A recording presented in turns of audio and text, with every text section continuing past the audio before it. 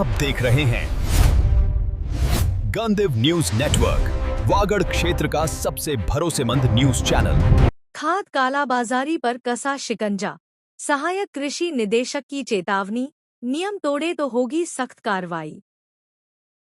कुशलगढ़ क्षेत्र में urea, DAP एवं अन्य रासायनिक उर्वरकों की कालाबाजारी, जमाखोरी और अधिक दर वसूली की शिकायतों पर सहायक कृषि निदेशक छगनलाल दामा ने कृषि आदान विक्रेताओं को सख्त निर्देश जारी किए हैं।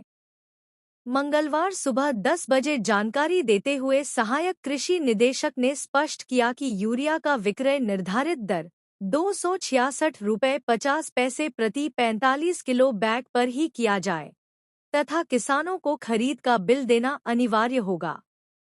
उन्होंने बताया कि बिना वैध लाइसेंस कृषि आदान विक्रय करने, जमाखोरी, कालाबाजारी या निर्धारित मूल्य से अधिक वसूली पाए जाने पर उर्वरक नियंत्रण आदेश 1985 सहित संबंधित नियमों के तहत कड़ी कार्रवाई की जाएगी। वर्तमान में प्रति किसान अधिकतम 2 बैग यूरिया और 1 बैग डीएपी ही वितरित किया जाएगा। गुणवत्ता नियंत्रण अभियान के तहत दुकानों का भौतिक सत्यापन, पीओएस मशीन जांच और स्टॉक निरीक्षण किया जा रहा है। वहीं बीज विक्रेताओं को केवल प्रमाणित, सर्टिफाइड, टैगयुक्त बीज बेचने के निर्देश दिए गए हैं। छगनलाल दामा ने कहा कि किसानों के हितों की रक्षा और कृषि आदानों की पारदर्शी उपलब्धता सुनिश्चित करने के लिए विभाग का निगरानी अभियान लगातार जारी रहेगा। नियंत्रण खरीफ 2026 अभियान चलाया जा रहा है। क्षेत्र में कृषि आदान विक्रेता को अवगत कराया गया है एवं पाबंद करते हुए उन्हें निर्देश दिए गए हैं कि कृषि आदान जो भी आप विक्रय किया जा रहा है उसका निर्धारित दर से अधिक रेट नहीं वसूलना है। साथ में किसानों को कृषि आदान का बिल देना अनिवार्य है। क्षेत्र के आदान विक्रेताओं को आगाह करते हुए निर्देश दिए जाते हैं कि फर्टिलाइजर उर्वरक नियंत्रण आदेश 1985 के तहत निर्धारित दर से अगर कोई कृषि आदान विक्रेता किसान से अधिक रेट वसूलता है तो उसके खिलाफ सख्त कार्रवाई की जाएगी, अनुज्ञा पत्र निलंबित किया जाएगा और बिना लाइसेंस के कोई आदान कृषि आदान विक्रय करते हुए पाया जाता है तो उसकी जब्ती की जाएगी, सीज किया जाएगा, उसके खिलाफ कार्रवाई अमल में लाई जाएगी। साथ ही कृषि आदान विक्रेताओं को उसकी फर्म का लाइसेंस है जो अनुज्ञा पत्र वो उनको दीवार पर लगा हुआ होना चाहिए। मूल्य सूची प्रदर्शित होनी चाहिए कि कौन से आदान की क्या रेट है, उसका स्टॉक कितना है, स्टॉक रजिस्टर संधारण होना चाहिए। साथ ही उस विक्रय आदान का बिल देना कंपलसरी है। बिना अनुज्ञा पत्र अगर कोई विक्रय करता है तो उसकी जब्ती की जाएगी। अगर किसी लाइसेंस अधिकृत विक्रेता ने लाइसेंस ले रखा है लेकिन जिस कंपनी का जो आदान जो बेच रहा है उसका अगर प्रिंसिपल सर्टिफिकेट जो होता है बेचने का वो अगर उसके लाइसेंस में ऐड नहीं है तो भी वो वही विक्रय नहीं कर पाएगा।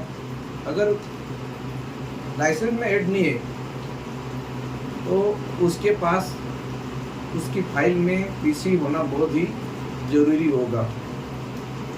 ऐसा कई संघन निरीक्षण में ऐसा पाया जाता है तो कार्रवाई की जाएगी। साथ ही मेरी टीम द्वारा सघन निरीक्षण किया जाएगा जिसमें गोदामों का फिजिकल वेरिफिकेशन किया जाएगा और इधर ही साथ ही पोस्ट मशीन का हम इंस्पेक्शन करेंगे। पोस्ट मशीन और उसकी गोदाम का आदानों का में कोई असमानता पाई जाती है, यानी कि उसकी गोदाम में फिजिकल वेरिफिकेशन में आदान कम पाया गया और पोस्ट मशीन में उसका स्टॉक बताया जा रहा है। इसका मतलब वो उसकी अनियमितता बरती है, कालाबाजारी की गई है, उसके खिलाफ सख्त कार्रवाई की जाएगी। और पोस्ट मशीन में आदान ज़्यादा काट दिया और फिजिकल उसमें गोदाम में अगर पड़ा है, अगर उसमें दोनों में मैच नहीं खा रहे, इसका मतलब अनियमितता होगी। हम उसके लिए संघ निरीक्षण कर रहे हैं।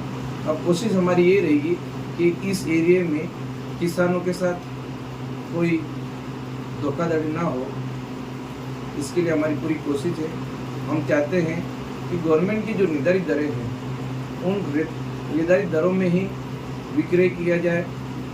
साथ ही मैंने निर्देश दिए हैं कि किसी भी किसान को 2 बैग यूरिया का और 1 DAP एक आधार कार्ड पे अभी देना है। ये हमारी व्यवस्था बना रखनी है। अगर बच जाता है तो उसको दूसरी बार और हो तो फिर देंगे, लेकिन एक साथ ऐसा स्टॉक कर नहीं करें, ताकि क्या है, ऐसी परिस्थिति माहौल बना रखा है कि यूरिया नहीं मिलने वाला है। लोग एक साथ 2-2, 3 दिन आधार कार्ड लेकर आते हैं और एक साथ स्टॉक भर के ले जाते हैं और वही इधर माल खत्म हो जाता है और वो जबकि गांव में जाके माल ढेर पड़ा रहता है और वही एक दूसरे किसान को बेचने की कोशिश करते हैं। वो इस वजह से उसके रेटों का बढ़ोतरी हो रही है, कालाबाजारी होने की कोशिश देखने में आया है। हम चाहते हैं कि इसमें जितना सुधार हो सके वो सुधार करने की कोशिश करेंगे।